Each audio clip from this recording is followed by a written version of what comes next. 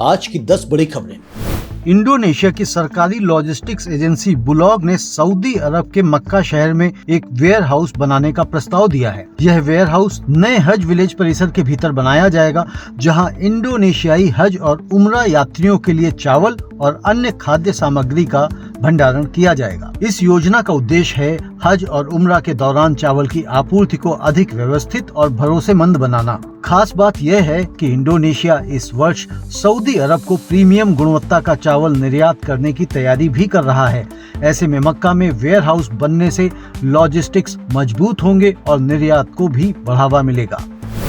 America और बांग्लादेश के बीच हुए रेसिप्रोकल ट्रेड एग्रीमेंट ने भारतीय टेक्सटाइल और परिधान निर्यातकों की चिंता बढ़ा दी है।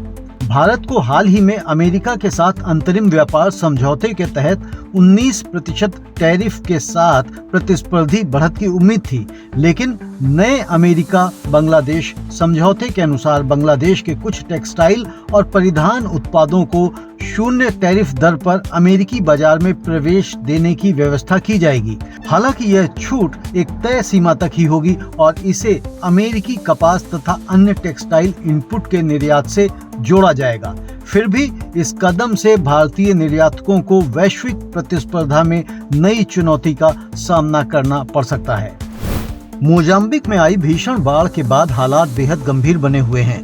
हजारों लोग प्रभावित हैं और कई इलाकों में भोजन तथा दवाइयों की भारी कमी देखी जा रही है। ऐसे संकट की घड़ी में भारत सरकार ने मदद का हाथ बढ़ाया है। भारत मोजाम्बिक को चावल, आवश्यक जीवन रक्षक दवाइयां और राहत सामग्री दान करेगा, ताकि प्रभावित लोगों को तुरंत राहत मिल सके और उनकी बुनियादी जरूरतें पूरी हो सके। यह कदम भारत की मानवीय प्रतिबद्धता और अंतर्राष्ट्रीय सहयोग की भावना को दर्शाता है, साथ ही साझेदार देशों के साथ रिश्तों को और मजबूत करता है। भारत ने अंतर्राष्ट्रीय मंच पर एक बड़ी उपलब्धि हासिल की है। जर्मनी के नुर्नबर्ग में आयोजित दुनिया के सबसे बड़े ऑर्गेनिक ट्रेड फेयर बायोफेस्ट 2026 में भारत को कंट्री ऑफ द ईयर सम्मान से नवाजा गया है। इस वैश्विक मंच पर भारत ने अपनी ऑर्गेनिक उत्कृष्टता, पारंपरिक धरोहर चावल की किस्मों और टिकाऊ कृषि पद्धतियों का शानदार प्रदर्शन किया है।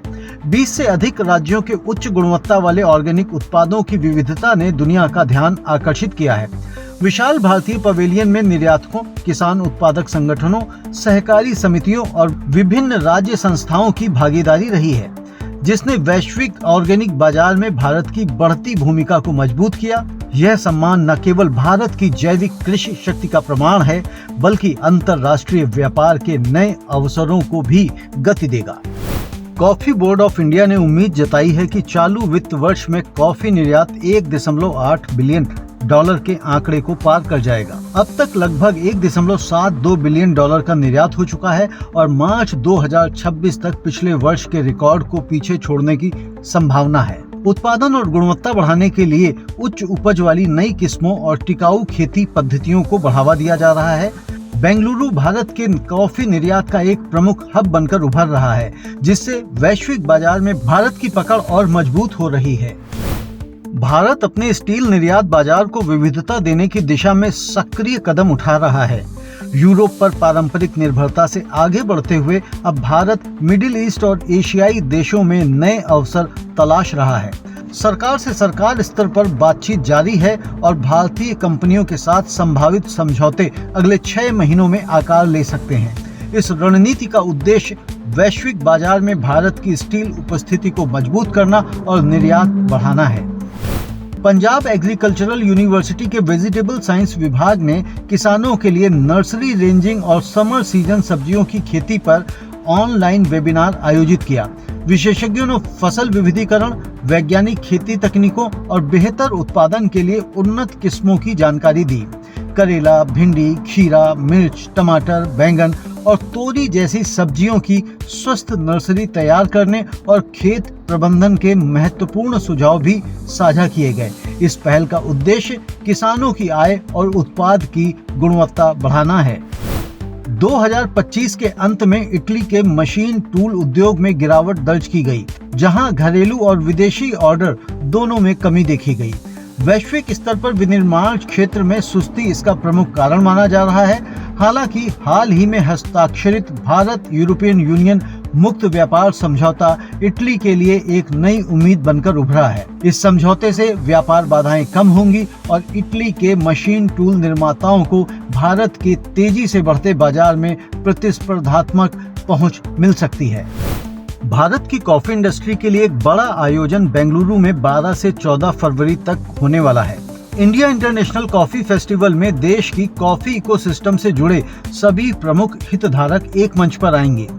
इस 3 दिवसीय आयोजन में कॉफी उत्पादक किसान, प्रोसेसर, निर्यातक, रोस्टर, कैफे ब्रांड्स, बरिस्ता और कॉफी मशीनरी निर्माता शामिल होंगे। फेस्टिवल का उद्देश्य भारतीय कॉफी की गुणवत्ता, विविधता और इनोवेशन को वैश्विक स्तर पर प्रदर्शित करना है। यहाँ वर्कशॉप्स, टेस्टिंग सेशन और इंडस्ट्री शोकेस के माध्यम से नई तकनीकों और ट्रेंड्स पर चर्चा होगी। यह आयोजन न केवल घरेलू बाजार को मजबूत करेगा बल्कि निर्यात के अवसरों को भी विस्तार देगा, जिससे भारतीय कॉफी की अंतर्राष्ट्रीय पहचान और सुदृढ़ होगी। माइक्रो इरिगेशन सॉल्यूशंस की अग्रणी निर्माता और निर्यातक कंपनी कैप्टेन पॉलीप्लास्ट ने दिसंबर तिमाही में शानदार प्रदर्शन किया है। कंपनी का शुद्ध लाभ 41% बढ़कर 9.47 करोड़ रुपए पहुंच गया, जो पिछले वर्ष इसी अवधि में 6.73 करोड़ रुपए था। राजस्व में भी 40% की वृद्धि दर्ज की गई और यह 127 करोड़ रुपए तक पहुंच गया। वहीं एबिडिटा 35% बढ़कर 16 करोड़ रुपए हो गया। यह कंपनी का अब तक का सबसे अधिक तिमाही राजस्व और लाभ है। यह वृद्धि माइक्रो इरिगेशन और सोलर ईपीसी सेगमेंट में मजबूत प्रदर्शन के कारण संभव हुई। कंपनी ने तिमाही के दौरान 36 करोड़ रुपए के 2 सोलर पंप ऑर्डर, जिनमें 1300 यूनिट शामिल हैं, समय पर पूरे किए। संचालन क्षमता बढ़ाने और समय पर ऑर्डर निष्पादन पर फोकस के चलते कंपनी ने नए टेंडरों के लिए अपनी पात्रता बनाए रखी है और आगे भी विकास की रफ्तार बरकरार रहने की उम्मीद जताई है।